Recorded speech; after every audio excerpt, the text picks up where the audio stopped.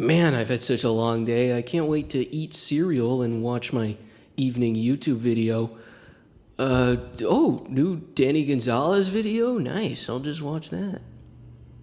Hello everybody and welcome back to the second channel. We have a very fun video today, so go ahead, sit back, relax. Man, I can't wait to listen to K-pop music. Oh, this song sounds kinda off. Oh, this hurts.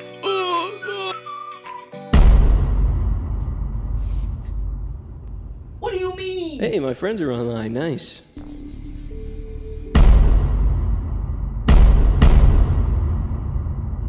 Okay, I quit. Yeah, I'm done. Yeah, okay. The American Dialect Society was established in 1889 and since then has been dedicated to the study of the English language in North America as well as other languages. Since 1991, the American Dialect Society has designated a Word of the Year as well as many other word awards, with each year being determined by popular vote. The majority of these words are in reference to whatever event impacted the most people, like Y2K, 9/11, and COVID, to name a few. The term that won Word of the Year for 2025 was slop, which was recognized for its widespread use for low-quality, high-quantity content, most typically produced by generative AI. Recently, I've seen this term being thrown around a lot, not just in reference to terrible videos being barfed out by AI, but also in reference to human media. Now, I can understand people doing this with things like fast food and big corporations. It's kind of funny to call food a slop bowl or a bowl of slop, and lots of people are finally realizing how weird it is for big corporations to be leaving comments on videos acting like humans. But once we start using slop to refer to things like animation, film, music, and any other form of human-made media, we've lost the plot. That's another phrase I haven't seen a lot recently. No clue where that came from. It really bothers me when people use the word slop to refer to human works of art. And unfortunately, it's been happening a lot. Sometimes I'll see someone use it just because they don't personally like something. And sometimes a fan base will receive such a bad reputation that it'll taint the perceived quality of the art piece. These are not good reasons to call art slop. Everyone has different taste and everyone is gonna like and dislike different stuff. But just you not liking something doesn't automatically make it slop. Today I'm gonna defend the slop. At least the ones I can remember.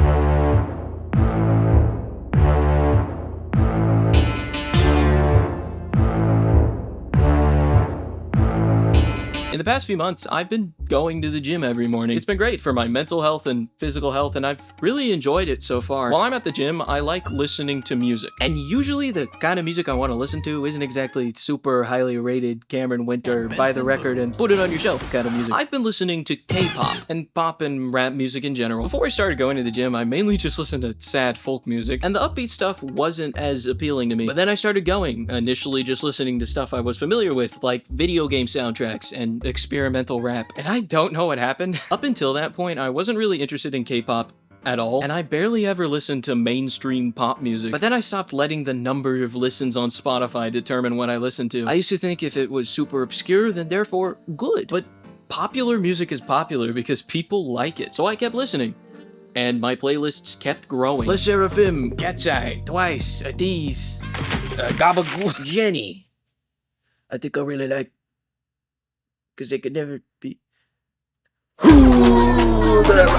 Lady Gaga makes really good music, and I had no idea because I was stuck in my little bubble. And that new Pink Panthers music video, I've seen it at least 5 times. Pop music is like a sweet treat. Most of the time you're gonna listen to select songs from an artist or group and not really whole albums, like you would with more emotionally dense music. And I still love the emotional stuff. Listening to an emotional album is like a full course meal. For Emma Forever Ago and Ants From Up There are my favorite albums ever. I like them so much I bought them on record. It's great. I love listening to records. But I still want a sweet treat sometimes. I would say it's like candy, but candy hurts my stomach very fast. And I really like apples. An apple a day keeps the doctor away. Sometimes I want to listen to something that just sounds good and gets me hyped up. Since I'm using food analogies for some reason, I think it's important to have a good media diet to consume the more fun and easy to digest stuff and also the more thought-provoking stuff. Like I've been watching reality TV recently, which is also something I never did in the past. But I do now. It's fun and quite nice for winding down because it doesn't require much brain power. Coming home from a long day of work, you're all sore. Yeah, you make dinner, you got the dinner in your hands, you sit down, and you turn on, I don't know, the Real Housewives of Toronto, Canada. That's not a show. Why did my brain go, Toronto. There's one in Toronto, right? Recently, I've been binging The Traitors, and I don't think it's the greatest show ever, but it's entertaining. Sure, it's designed to be addictive, and the edit is crazy manipulative, but it's just so fun to watch these people betray each other. The Traitors in particular is a really interesting social experiment. Like, most of the time, people have no idea who the Traitors are, because they're really good at lying. As a viewer, you're in the know of who is and isn't the Traitors, and what's going on. All the talking heads show, like, what's going through everyone's head. It's very interesting. I do think it's really funny when they cut to a talking head and they're acting like they're in the moment. Like we know this is recorded after. You're not fooling anyone. Watching reality TV is a lot like watching comfort movies and sitcoms. They kind of have a similar effect because they usually aren't very thought-provoking or intellectual, but they sure are fun. The average comfort movie for someone is going to be a comedy movie or a rom-com. Something fun with low stakes. My go-tos are Mean Girls and 10 Things I Hate About You. I've seen these movies so many times, I always know what's going to happen, and I always know they're going to make me laugh. And animation can make good comfort movies. Not to randomly go back to K-pop, but K-pop Demon Hunters, that is the embodiment of a comfort movie. It's eye candy and ear candy from front to back. The plot is simple, the characters are likable and fun to watch. It's candy in movie form. Even though it's more a sequence of music videos than a movie, it's the perfect movie to just sit back and have a good time. Lots of other animated movies are like this. Sitcoms are also the kind of thing you can watch over and over. They feel safe. Friends, The Office, Seinfeld, Community, Arrested Development. Perfect shows for winding down and just having a good time. Most of the episodes in these series are in the same settings consistently, and that's part of the appeal. When you watch an episode of Friends, you know you're gonna see the 6 main characters, the 2 apartments, and the coffee shop. And the laugh tracks, even though for some people they're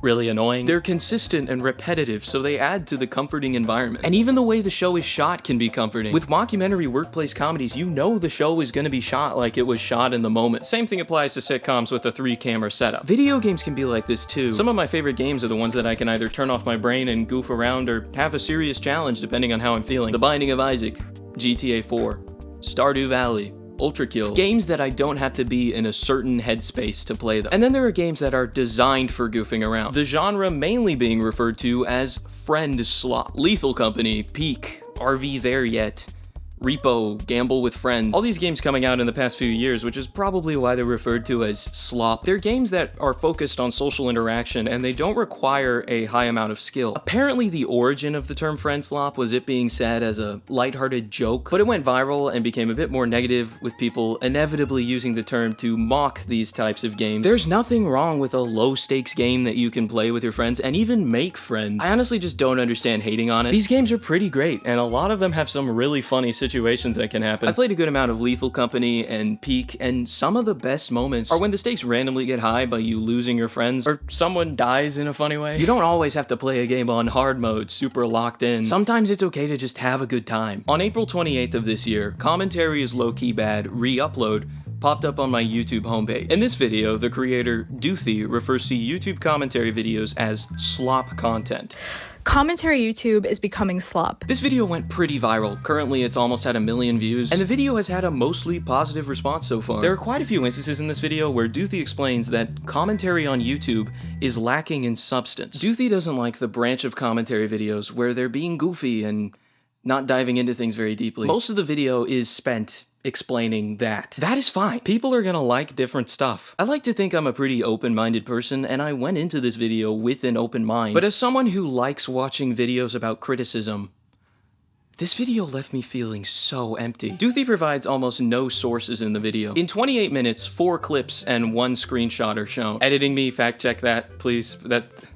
It's close to that. And none of these clips really convince me that commentary is bad, rather that the creator of the video just doesn't like it. Which, yeah, it's an opinion piece, but if it's going to change anyone's minds about commentary, it's going to make them feel bad in the process. Doothi says this towards the end of the video. If you don't like something, just keep it to yourself. Just let people enjoy things, is probably the response I'll get from this. I'm not saying you shouldn't question stuff, but why are we putting so much energy into questioning one of the most harmless things on the internet? That's probably why this video got so many views, because it's a hot take. Comedic commentary videos do infinitely more good than bad. The purpose of them is to entertain, and if they entertain you, there's nothing to be ashamed of. They provide an entertaining little escape, and entertaining little escapes help so many people. And also, there have always been lighthearted and serious commentary videos since the genre was invented. I'm sure someone out there really loved this video, but I didn't. I do think the sets and the puppets were cool. I like the puppets. Me when puppets? And Doothi gets creative with the visuals in pretty much all of her other videos, which is really cool. Commentary is low-key bad isn't a bad video in its visual presentation, but rather its execution. Sure, it might be really validating for people who dislike commentary videos, but it ultimately leaves people who enjoy commentary either feeling bad for enjoying it or just disagreeing. That isn't the outcome you want in an opinion piece. Most of my favorite YouTubers are ones that delve into criticism.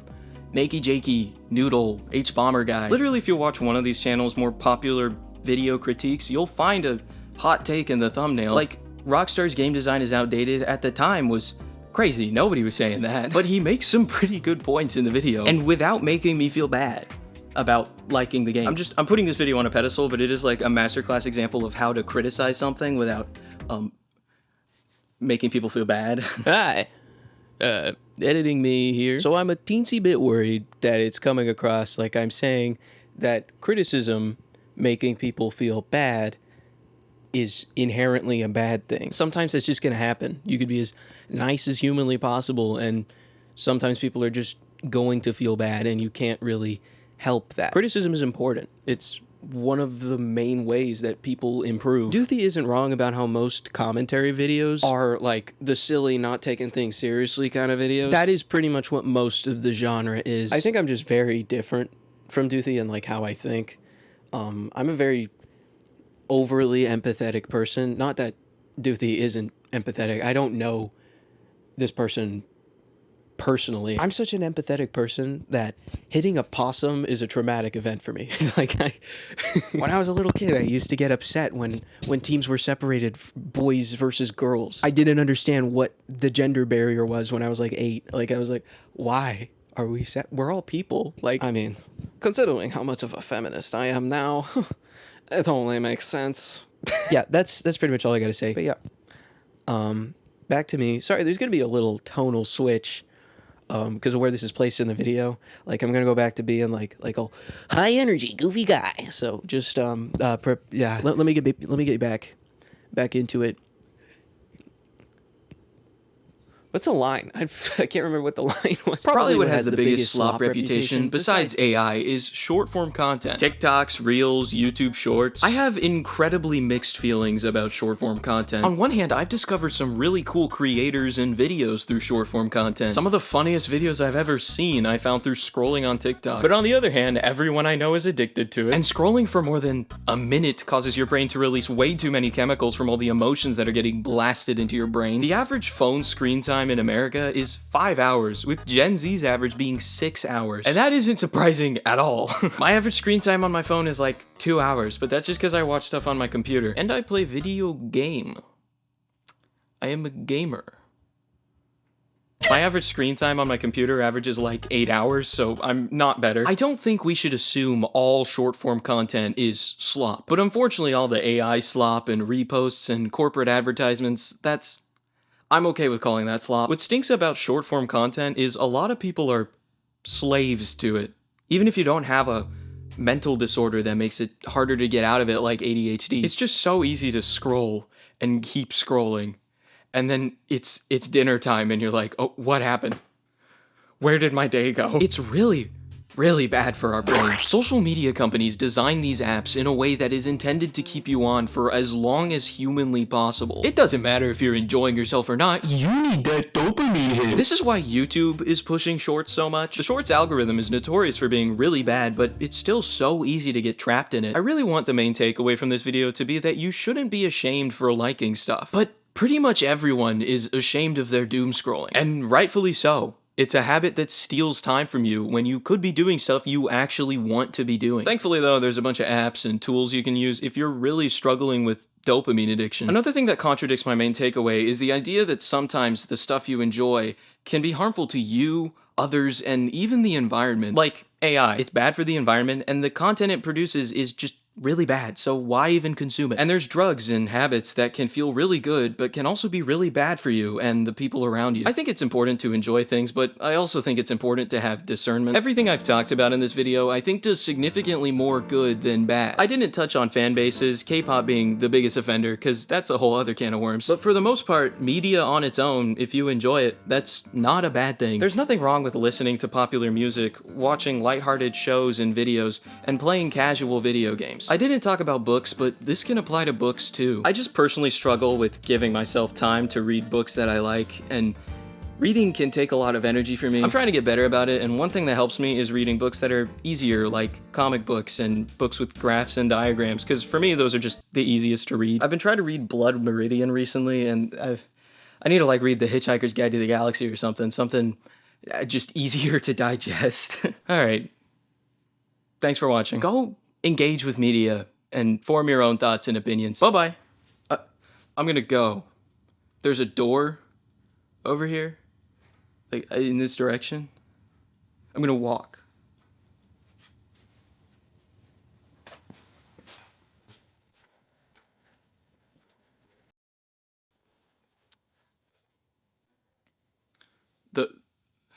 Bye.